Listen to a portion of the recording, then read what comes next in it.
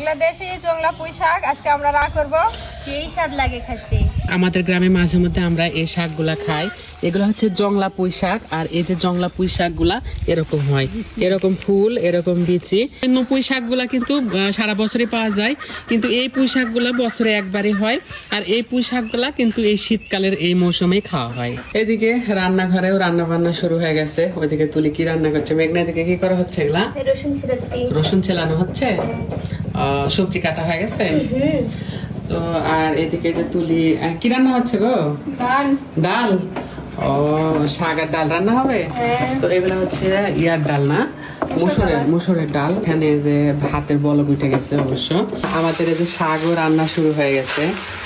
আর এই শাকটা আমার মনে হয় না খুব কম মানুষে খাইছে। যারা শুধু গ্রামে থাকে তারাই এই শাকটা চিনবে, আর এই শাকটা তারাই হয়তো বা দু একবার খেয়েছে। তো আমরা প্রতি বছরই এই শাকটা খাই, মানে বছরে একবার খাই। তো ভাবলাম আজকে আপনাদের সঙ্গে শেয়ার করে দেখি আপনারা কেউ চিনতে পারেন কিনা। শুকনা মরিচ আর রসুন দিয়ে প্রথমে ভালো করে ভাজা দিল তুলি, আর এবার ডাল মশলা আর জিরা দিয়ে দিল না? পাঁচফোড়ন। ও সরি, এটার নাম আছে, তো ওটার নাম হচ্ছে পাঁচফোড়ন। তো এইবার এই পাঁচফোড়নটাকে সুন্দর করে তুলি ঘুইটটা নিবে। কি সুন্দর একটা স্যান্ড বাড়াচ্ছে রে তুলি। পাঁচফোড়ন যখন মানে দেয়া হয় না, তখন একটা সুন্দর স্যান্ড বাড়ায়। তো এইবার তুলি এর মধ্যে দিয়ে দিল টমেটো কুচি। টমেটো কুচি দিয়ে একটু সুন্দর করে লাড়ে ছাড়ে এবার কি দিয়ে দিবা? ডাল দিয়ে দেব। এবার হচ্ছে ডালটা ঢালে দেবো।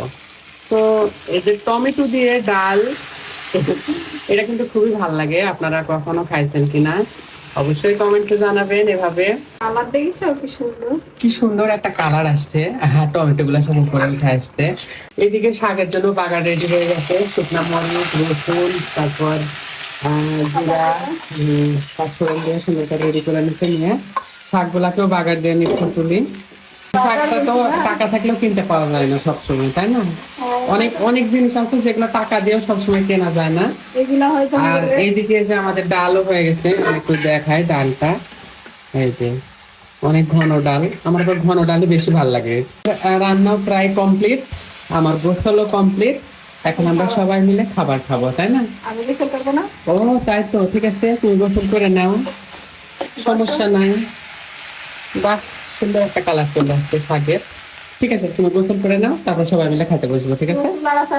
আমি লাড়ে দেবো? আচ্ছা যাও, আমি লাড়ে দিচ্ছি, যাও যাও।